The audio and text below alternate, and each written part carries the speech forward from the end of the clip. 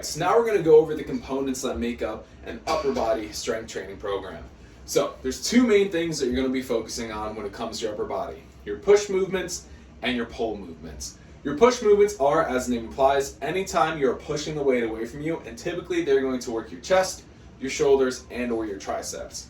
Pull movements, on the other hand, are anytime you're pulling the weight towards you, and that's going to work your back and your biceps.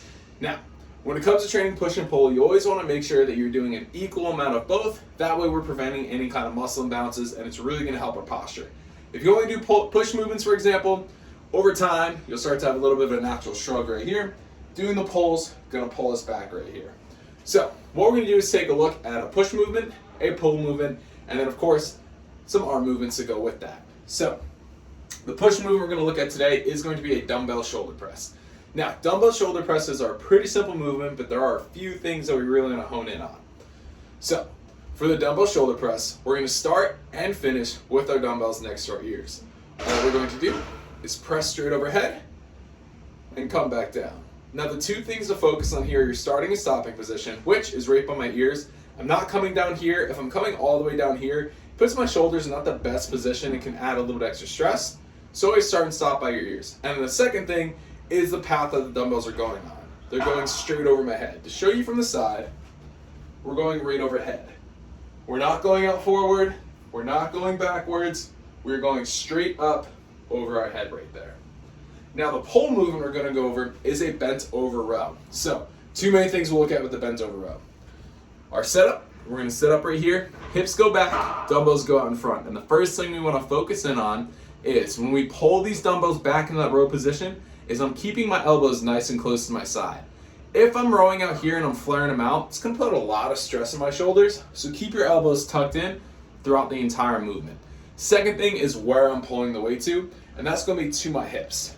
We don't want to come up here to our chest, we want to pull back to our hips. So to show you from the side, we're going to bend at the waist, arms are straight forward, and we're going to pull it back right here. Elbows stay locked in, weights are coming back to my hips. Now a big question that I'm sure you might have, it's a very common question, is, well, when would be the best time to train my arms? Because that's something I really want to work on. When you want to train your arms is with those push and pull workouts. So for your triceps, back your arm right here, you want to do those with your push. Reason being is in a lot of your push movements, you're already working your triceps.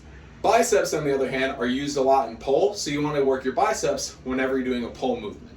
It's super important that you do your actual pull movements, like the row, or your push movements like the shoulder press before doing your arms, because if you do your arms first, it's going to fatigue, not going to perform as well. So, just to go over a quick tricep movement, we're going to do a tricep kickback. So the setup is going to be very similar to the dumbbell row. We're going to start at the finishing position. So, we finish our row right here. This is where we're going to start that kickback. And all we're going to do is extend our elbows back, pull them in. Extend it back, pull them in right here. This is all happening right in the elbow. I like to think of it like there's a clamp holding my elbows into my side. So I'm just right here and back.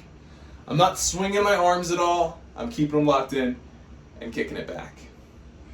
And then for biceps, a real simple one that we're going to go over is a hammer curl. So a hammer curl, you're going to hold it with a hammer grip. This is regular grip. We're going with a hammer grip. Gives us a little bit of more muscle action here. All we're going to do, come up and down. Most important part about the curl is I'm not swaying up and down. I'm staying nice and tight and bringing it up and back down. Up